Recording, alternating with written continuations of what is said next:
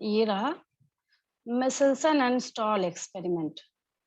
क्या लिखा है नीचे? Separation of DNA by centrifugation. क्या लिखा है? Separation of DNA by centrifugation. आप में से कोई भी स्टूडेंट मुझे बता दीजिए, केमिस्ट्री में भी आप बार बार पढ़ रहे होंगे कि क्या मतलब है सेंट्रीफ्यूगेशन का। सेंट्रीफ्यूगेशन का क्या मतलब है? कोई भी सेंट्रीफ्यूगल स्टूडेंट बता फोर्स दीजिए। को यूज करके मिक्सचर को प्योरीफाई करना। हाँ ठीक है, कैसे करते हैं इसको? मैम सोचिए। 11th में आप एक मशीन दिखाई थी, सेंट्रीफ्यूगेशन मशीन में। हाँ चलिए ठीक है, वेरी गुड, कुछ तो याद है। अभी फिर से दिखा देती हूँ क्योंकि जगह जगह पे आएगा। इसको इधर कीजिए, क्योंकि पहले तो मैं आपको यही सिखाऊंगी। देखिए, एक नीट का क्वेश्चन आपको यहाँ से मिल रहा है, ठीक है, जहां कंफ्यूजन क्रिएट हो, क्योंकि यहाँ पे बेचारे ने लिख ही दिया मिचेल्सन एंड स्टॉल एक्सपेरिमेंट। मैंने सोचा था ऊपर एक लाइन लिखूंगी, this experiment was performed by Meselson and Stahl, तो टाइम बच गया मेरा भी आपका भी। यहाँ पे लिखा ही हुआ इसने मिचेल्सन एंड स्टॉल एक्सपेरिमेंट, ठीक है। ये आपका एक वर्क बच गया, मेरा भी बच गया, नाम भी लिख दिया यहाँ पे, क्वेश्चन भी बन ही जाएगा इस पर। किसने प्रपोज किया था कि DNA semi conservative in nature? Meselson and Stahl. N15 N14 का यूज किया था। तो ये सब कुछ क्या है, आपको ये एक्सपेरिमेंट जो है वो क्लियर करने का काम करे। बहुत अच्छा एक्सपेरिमेंट है, आसान है। अभी अभी जो मैंने आपको एक रफ वर्क समझाया है, उसके बाद तो खैर किसी बच्चे को कोई दिक्कत होगी ही नहीं, बिल्कुल क्लियर है। इन्हीं सारी चीजों को एक और ये बनाया हुआ है इसने नीचे, इसको मैं हटा देती हूँ, इसकी कोई जरूरत नहीं है। चलिए, इसी को रफ में किसी बच्चे ने, जिसने भी बनाया है, बनाया है। होता क्या है सेंट्रिफिकेशन टेक्निक में, ठीक है, केमिस्ट्री में 9th में कहाँ सुना था सेंट्रिफिकेशन? कोई भी बच्चा बताएगा मुझे, 9th में कहाँ सुना था आपने? याद कीजिए।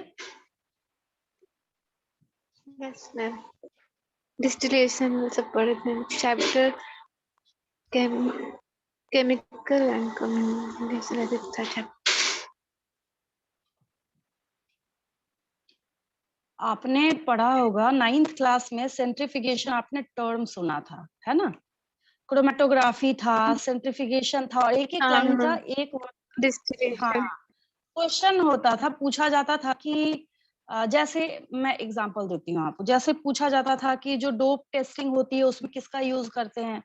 आप लोग बोलते थे कि उसमें हम लोग क्रोमेटोग्राफी का यूज करते हैं, है ना? होता है इस तरीके से क्वेश्चन से, वन वर्ड में आपको टेक्निक लिखना होता था सामने, ठीक है। इसलिए पूछ रही हूँ ताकि आपको समझ आए कि कोई भी चीज है उसका जो फाउंडेशन है वो आपको छोटी क्लासेस से ही तैयार करके दिया जाता है, ठीक है। तो सेंट्रिफिकेशन मशीन जो है, आप इसलिए पढ़ रहे थे 9th क्लास में क्योंकि सेंट्रिफिकेशन जो मशीन है, या फिर अब जो डिवाइस है उसका नाम तो चाहे तो आप सेंट्रीफ्यूग बोल लीजिए, या जहां पे आप सेंट्रीफ्यूगल फोर्स का यूज करते हैं। क्या करते हैं आप लोग? सेंट्रीफ्यूगल फोर्स का यूज करते हैं। केमिस्ट्री भी पढ़ ही लीजिए, थोड़ा सा है आपके सिलेबस में, जगह जगह पे है, तो अगर सीख जाइए तो ऐसा तो नहीं है कि डिसीजन खराब हो जाएगा आपका। सिलेबस में ही है तो मैं थोड़ा सा बता देती हूँ एटलीस्ट। आप लोग ब्लैंक हैं क्योंकि मेरे बायोलॉजी में भी जगह जगह पे काम आएगा, सेल चैप्टर में भी मैंने बताया था आपको। डिवाइस में यहाँ पहले लगा ही देती हूँ मैम ताकि मैं सेल को कलेक्ट करने में भी। सेल नहीं, ऐसे देखिए, जब कोई चीज पता नहीं हो ना, मेरी बायो की टीचर थी, आप लोगों ने सुना होगा इंदिरा गांधी बालिका विद्यालय, बिहार झारखंड जब बटा नहीं था तो स्कूल था अलग, मतलब एक स्कूल था, पता है ना आपको? Yes ma'am. पता है ना? तो वहीं पे मैं पढ़ी हुई हूँ, मेरी वहाँ बायो की टीचर थी। अगर कोई बच्चा गलत बोल देना तो उसको 6 पीरियड खड़ा रखती थी। क्या बोलती थी वो पता है? सही बात बोलती थी। कहती थी कि नहीं आता है तो मत बोलो, तुम गलत बोलोगे वो चीज तुमको हमेशा के लिए गलत याद रहेगी, है ना? तो यहाँ पे ऐसे नहीं, बिल्कुल किसी चीज को सीखिए, नहीं आता तो मेरे से बोलिए, नहीं मैडम नहीं समझ आया, नहीं समझ आया, एक बार नहीं समझ आया, 2 बार नहीं समझ आया, 10 बार में तो आएगा, है ना? तो नहीं आता तो घबराने की वैसे कोई जरूरत, कुछ भी नहीं बोलना है। कलेक्शन हम क्यों करेंगे सेल का, या फिर ये मशीन क्यों करके देगा आपको, है ना? यहाँ पे हम अभी और मैं इसको सिंप्लीफाई और आसान आपके लिए करने जा रही हूँ, आपको घबराने की जरूरत नहीं है। चलिए, सेल चैप्टर में सबसे छोटा ऑर्गेनल का नाम बताइए जल्दी फटाफट। सबसे छोटे ऑर्गेनल का नाम बताइए, क्या है? क्या सबसे पीपीएल? छोटा पीपीएल ऑर्गेनल, ऑर्गेनल, सबसे छोटा सेल नहीं, सबसे छोटे ऑर्गेनल का नाम पूछ रही हूँ मैं हम आपसे। राइबोसोम। ऑर्गेनेल। राइबो, हाँ राइबोसोम। राइबोस क्या है? इसमें तो कोई डाउट नहीं किसी ध्यान को, नहीं। है ना? इसमें तो खैर कोई भी डाउट नहीं किसी को। अब देखिए यहाँ पे ऐसे ही बहुत सारे टेस्ट ट्यूब्स लगे होते हैं, क्योंकि अब कॉस्टली मशीन आता है, प्राइस वगैरह सब कुछ आप लोग नेट पे चेक करते रहिएगा। जैसे 1000 revolution per minute, 5000 revolution per minute, मतलब जितना ज्यादा रिवोल्यूशन वाला आप मशीन खरीदेंगे आपको उतना कॉस्टली पड़ेगा। कुल मिला के मोरल ऑफ द स्टोरी यही है। पहली बात तो आपको इस मशीन की शक्ल दिख रही है, आपको समझ आ रहा होगा कि मैं क्या बोल रही हूँ, ठीक है?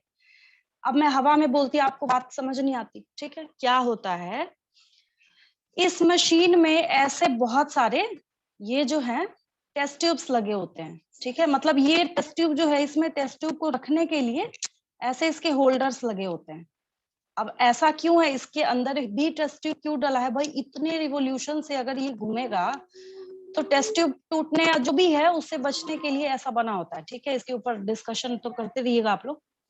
अब और मैं अगर आसान करूं, समझिए मैंने क्या किया, आपके सामने एक गिलास पानी रख दिया, कुछ नहीं है। सेंट्रिफिकेशन क्या करता है ये, सो मैं बताती हूँ आपको। आपके सामने मैंने क्या किया है, 1 ग्लास वाटर रख दिया है। क्या किया मैंने यहाँ पे आपके सामने 1 ग्लास वाटर रखने का काम किया, पानी रख दिया मैंने 1 ग्लास यहाँ पे, ठीक है? क्या क्या है इस पानी में, सो सुनिए। मैंने क्या किया है यहाँ पे, यहाँ पे उधर से जिसका भी म्यूट नहीं है म्यूट कीजिए।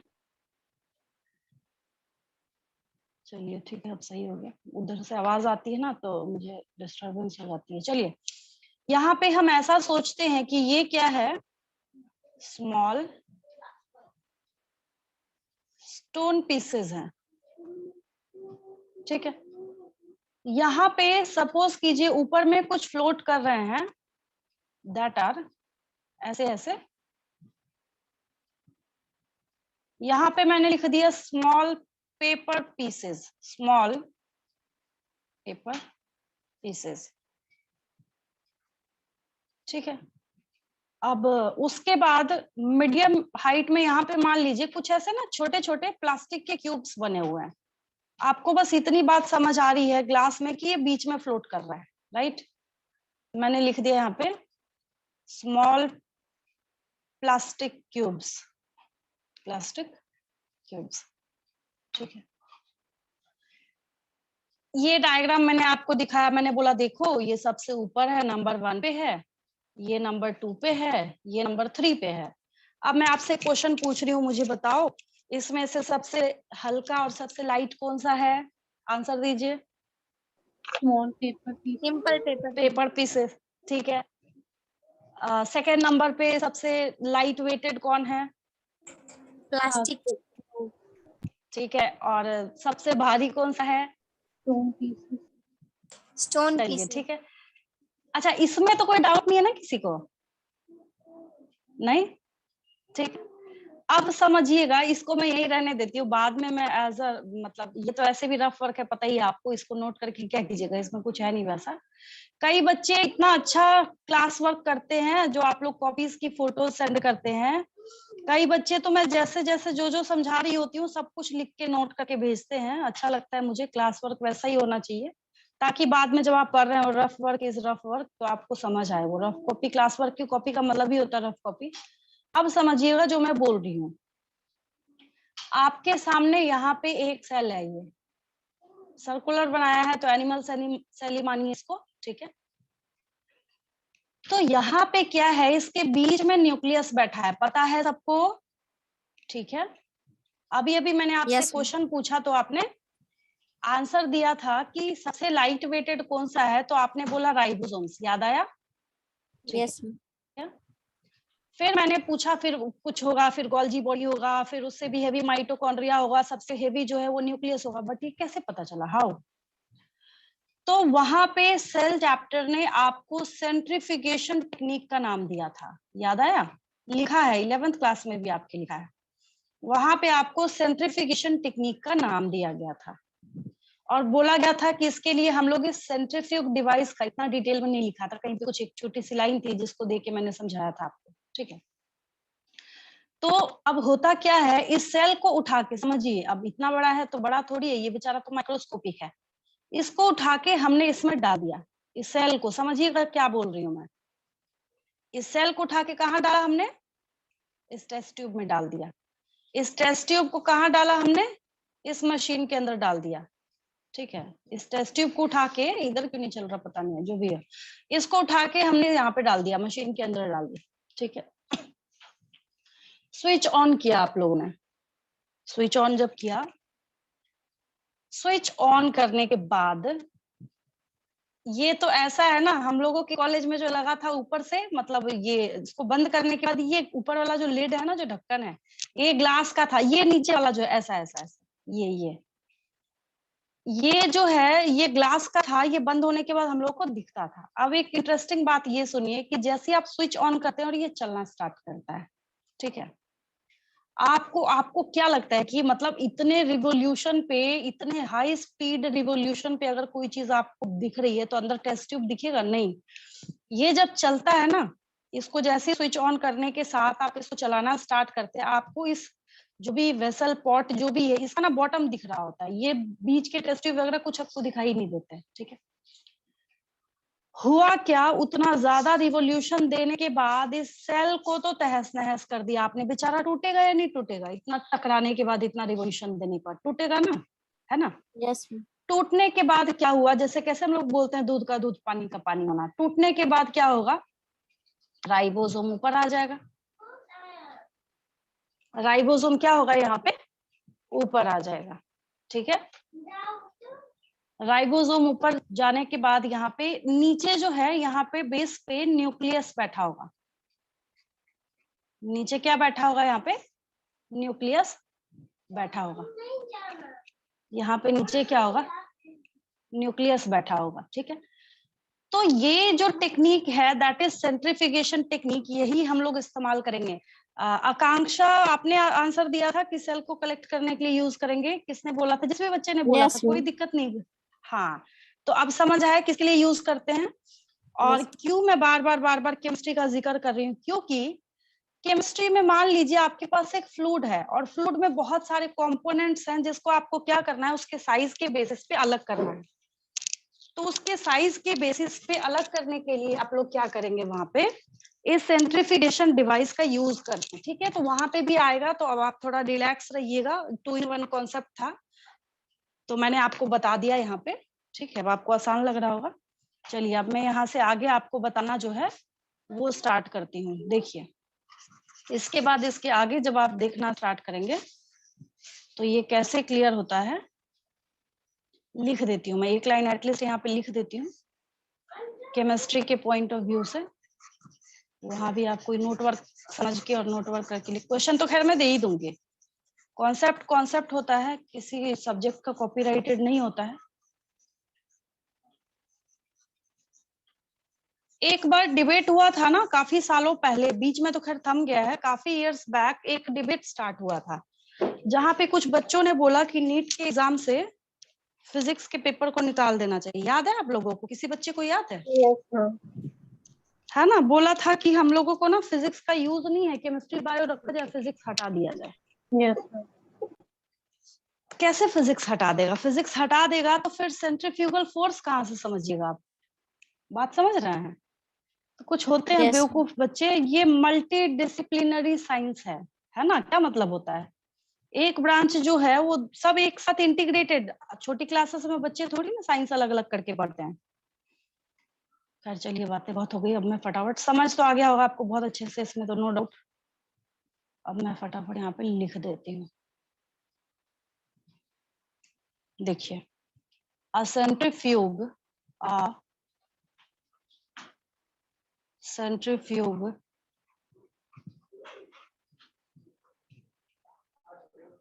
is a device.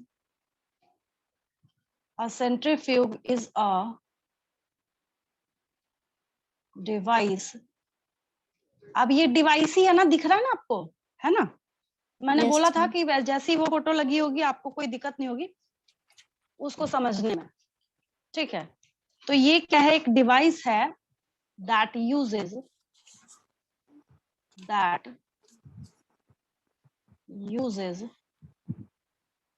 मिनट, थोड़ा सा रुक जाइए। ये क्या करता है, लिखिए that uses centrifugal force। ये क्या करता है, सेंट्रीफ्यूगल फोर्स का यूज करता है, that uses centrifugal force, ठीक है?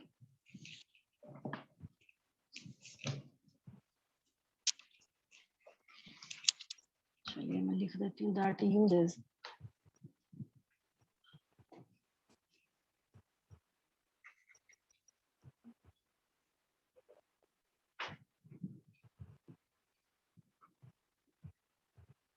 centrifugal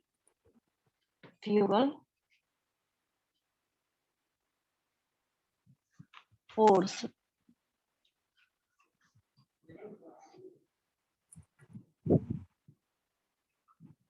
to separate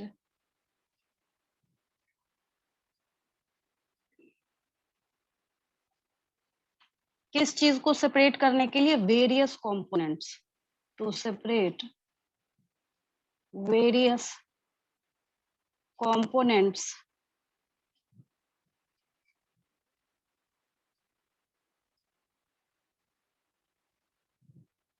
of a fluid, of a fluid.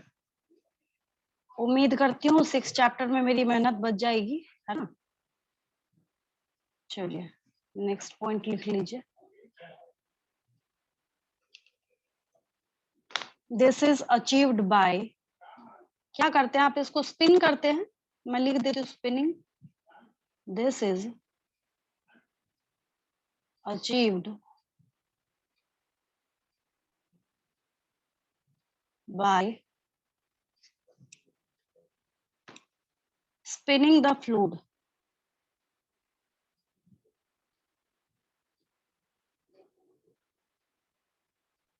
by spinning the fluid at high speed। बहुत हाई स्पीड देते हैं इसको आप, at high speed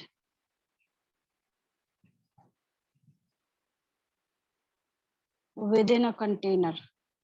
ये देखिए कंटेनर के अंदर, यही दे रहे हैं, ऐसा तो नहीं हवा में दे दिया इस बेचारे को, नहीं तो मैं लिख देती, जो दिख रहा है वही लिख रही हूँ, कुछ अलग नहीं लिख रही हूँ। within a container,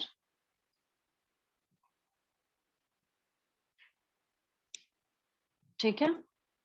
thereby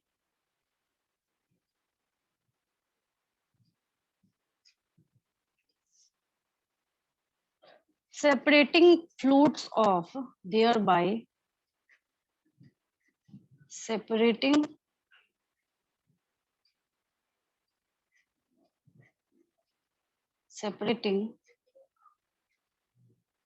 fluids of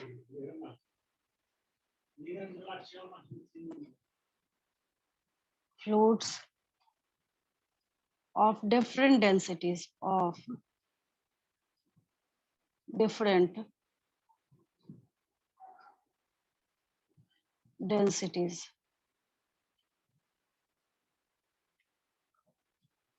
अब ये जो डेंसिटी है ना, यहाँ पे ये कीवर्ड है इसका। सेंट्रीफिकेशन जो मशीन है ये कैसे अलग करता है, आपसे क्वेश्चन पूछा जाएगा, वॉल्यूम के आधार पे अलग करता है। केमिस्ट्री के नीट के एग्जाम में आपसे पूछा जाएगा, वॉल्यूम के अकॉर्डिंग इसको अलग करता है, डेंसिटी के अकॉर्डिंग अलग करता है, थिकनेस के अकॉर्डिंग अलग करता है। तो कैसे अलग करता है ये, डेंसिटी के अकॉर्डिंग इसको अलग करने का काम करता है। देखता है जिसकी हाई डेंसिटी है वो नीचे बैठा होगा, जिसकी डेंसिटी कम है वो ऊपर बैठा होगा। आसान हो गया अब आप लोगों के लिए, है ना? डिफरेंट डेंसिटी को ये क्या करता है, अलग करने का काम करता है, ठीक है? और हाँ, इसको मिल्क इंडस्ट्री में क्यों यूज करते हैं पता है आपको? क्या लगता है अभी जैसे घर में हमारी मदर करती है, क्रीम निकाला, कितना टाइम लगता है, कितना मतलब लेंथी वर्क है ना, देखा होगा आप लोगों ने। तो यहाँ पे इसको डेयरी इंडस्ट्री में भी यूज किया जाता है। एग्जाम्पल में बहुत कॉमन सा लिख देती हूँ, तभी इसको 9th 9th में भी पूछा जाता है। अगर आपको मिल्क में से क्रीम अलग करना हो इंडस्ट्रियल स्केल पे, तो किस मशीन का, वहां लार्ज स्केल पे होता है, ये तो बायोटेक्नोलॉजी लैब का है, ठीक है, वो लार्ज स्केल पे होता है। क्रीम फ्रॉम, देखिए कितना साधारण एग्जांपल दे दिया, अब आपको दिक्कत नहीं आएगी। जो क्रीम होता है मिल्क का, उसका बहुत लाइट वेट होता है, देखा है ना आपने, वो बिल्कुल ऊपर आ जाता है। तो एक बार सेंट्रिफिकेशन कराया, कहानी खत्म। और लिक्विड, और ये चल ही नहीं रहा, काम करेगा नहीं करेगा, चलिए दूसरा पेज तो आ गया। और सबसे अच्छा काम क्या करना है, मतलब सबसे अच्छा लिख लीजिए कि ये कुछ सॉलिड्स को लिक्विड में से अलग करने का काम करता है। और लिक्विड्स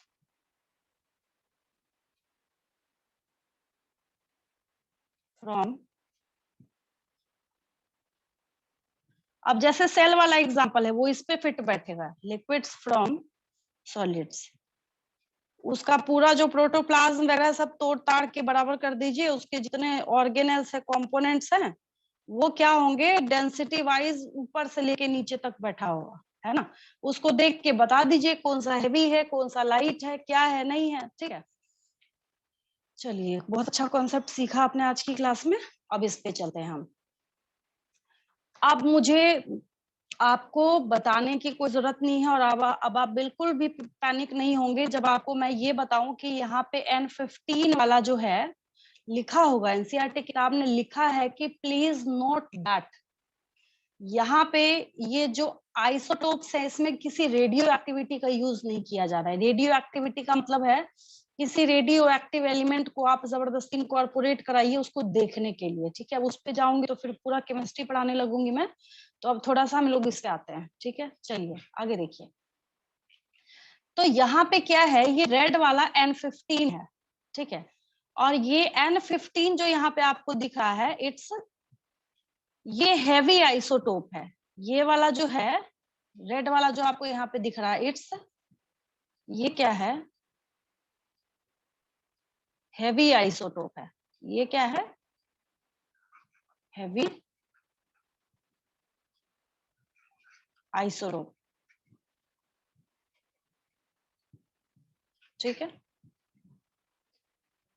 और ये ऑब्वियस है कि N14 जो है ये क्या है, लाइट आइसोटोप है।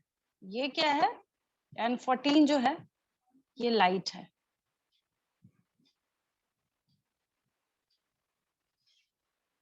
तो ये हैवी आइसोटोप है, ये लाइट आइसोटोप है। आइसोटोप बताने की जरूरत तो नहीं है, जिसका एटॉमिक नंबर सेम हो बट मास डिफर कर रहा है। तो एटॉमिक नंबर कितना है नाइट्रोजन का, नाइट्रोजन का एटॉमिक नंबर कितना है, 8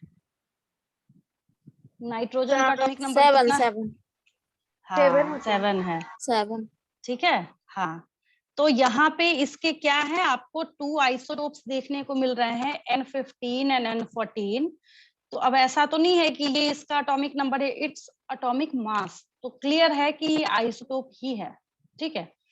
क्योंकि आइसोटोप आपने यही पढ़ा है 9वीं क्लास में कि आइसोटोप का मतलब है कि एटॉमिक नंबर सेम होगा बट मास नंबर उसका डिफर करेगा, जैसे कार्बन वगैरह में भी सब में यूज करते हैं लोग, ठीक है। यस चलिए, तो ये हैवी है और ये लाइट है। यही रीजन है कि जब आप लैब में एक्सपेरिमेंट कराते हैं, जब आप क्या करते हैं, लैब में एक्सपेरिमेंट कराते हैं, तो टेस्ट ट्यूब को, अगर इस टेस्ट ट्यूब को मैं सीधा कर दूं, इस टेस्ट ट्यूब को मैं क्या कर दूं, अगर मैं इस टेस्ट ट्यूब को ऐसे स्ट्रेट कर दूं, सीधा कर दूं, तो ये वाला नीचे है, ये वाला ऊपर है।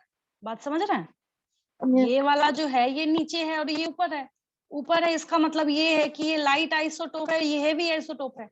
नाउ क्वेश्चन इज दैट इसका ड्रामा क्यों किया, मिचेल्सन एंड स्टॉल साहब ने, कोई कम दाम नहीं था क्या इनके पास, है ना।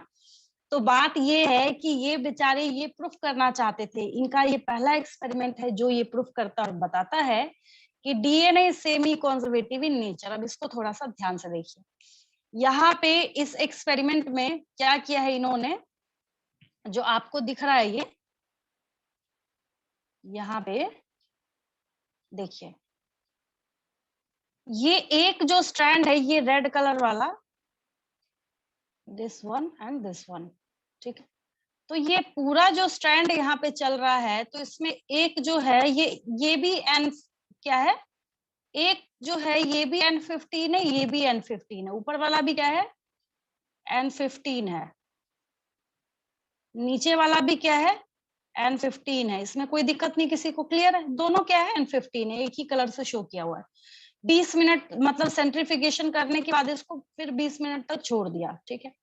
20 मिनट तक छोड़, देखिए लिखा है यहाँ पे separation of DNA by centrification, ठीक है। हम लोग घुमा फिरा के कुछ भी करके छोड़ रहे हैं। कितनी हैरानी की और चौंकाने वाली बात है कि N14 और N15 को अलग अलग कर दे रहे हैं, ऐसे करके छोड़ दे रहे हैं, तब भी यहाँ पे ये क्या कर रहा है, रेप्लिकेशन में अपने मोड को कैसा रखता है, ये सेमी कंजर्वेटिव रखता है, ठीक है। मतलब 50% ओल्ड स्ट्रैंड होगा, 50% न्यू स्ट्रैंड होगा। यहाँ पे भी आपको क्या देखने को मिल रहा है, 50% ओल्ड स्ट्रैंड होगा और 50% क्या है, न्यू स्ट्रैंड होगा। देखिए इसमें क्या है, जो मैं आपको बार बार बोल रही थी कि मैं भले ही यहाँ पे आपको नेक्स्ट वाले जनरेशन में दूसरे कलर का यूज कर दे रही हूँ, जैसे ये मैंने यूज किया, यहाँ पे सब पे ऑरेंज चढ़ा दिया, तो क्योंकि इन्होंने 2 ही आइसोटोप लिया था, तो तीसरा कलर का यूज करना तो गलत हो जाएगा। तो इस पूरे एक्सपेरिमेंट में जहाँ पे जो भी N14 है उसको ग्रीन कलर दिया गया है, ठीक है। तो जानबूझ के यहाँ पे दूसरे वाले पर भी ग्रीन ही चढ़ा हुआ है, जो नेक्स्ट जनरेशन में हम लोग लेके आए हैं। जैसे एज फॉर एग्जाम्पल अगर मैं ऐसा कर दूं, येलो है पता चलेगा इसके ऊपर, ठीक है। अगर मैं ऐसा कर दूं, जैसे जनरेशन 1 तो खैर बहुत आसान है, क्रिस्टल क्लियर है, यहाँ पे कोई दिक्कत नहीं है, ठीक है। जैसे हम लोग इसमें बात करते हैं, एक तो खैर ग्रीन है ही है, और एक ये देखिए क्या हो गया, इसके ऊपर आके नया चढ़ गया नेक्स्ट जनरेशन में N14। एक तो रेड है ही, बेचारा पिछले के पिछले, मतलब ये अगर दादा दादी हैं, ये अगर मदर फादर हैं, तो ये बच्चे हैं, तो next to next to next generation में जा रहा है। तो यही चीज जो है मैं तब से लेके अभी तक आपको समझाने की कोशिश कर रही हूँ। ये बहुत उम्दा ब्रांच ऑफ बायोलॉजी। आगे जब आप लोग एमएससी कीजिएगा तो जिस बच्चे के हाईएस्ट मार्क्स आते हैं ना, 2 या 3 बच्चों को सेल एंड मॉलिक्यूलर बायोलॉजी दिया जाता है, बस 2 to 3 students in each college, क्योंकि इन सब की जो टूल्स वगैरह आपको दिख रहा है, सबकी कॉस्टिंग बहुत ज्यादा होती है। ज्यादा बच्चों को भेड़ चाल को कराने से कोई फायदा है नहीं, तो काफी कम स्टूडेंट को ये दिया जाता है। अब का मुझे नहीं पता, मुझे अपने टाइम का जो याद है, हम लोग 2-3 स्टूडेंट्स को ये सेल एंड मॉलिक्यूलर बायोलॉजी जो है वो दिया जाता था, ठीक है। तो यहाँ पे थर्ड जनरेशन में आप क्या दिख रहे हैं कि सब के ऊपर एक एक एक एक एक एक और चला गया है, ठीक है। तो डीएनए जो है ये सेमी कंजर्वेटिव है। डीएनए कैसा है, सेमी कंजर्वेटिव है। यहाँ है, इस जनरेशन से नेक्स्ट में गया, नेक्स्ट में कितना भी रिकॉम्बिनेशन करा लीजिए, या कितना भी आप बोलिए कि भाई यहाँ पे क्या है, लिंकेज चल रहा है, कुछ भी चल रहा है XYZ, ठीक है। लेकिन ये मानी हुई और सच्चाई है, और ये फैक्ट है, जो कि सेक्सुअल रिप्रोडक्शन के टाइम में भी आपने पढ़ा है कि generation after generation after generation after generation after generation जो जीन्स चलते चले आ रहे हैं उसको कोई नकार नहीं सकता है। उसको, उसमें हर किसी को पता है कि जो ऑफस्प्रिंग है उसके पास 50% कैरेक्टर जो है वो मदर साइड से होंगे, और 50% कैरेक्टर जो है वो किधर से होंगे, फादर साइड से होंगे, ठीक।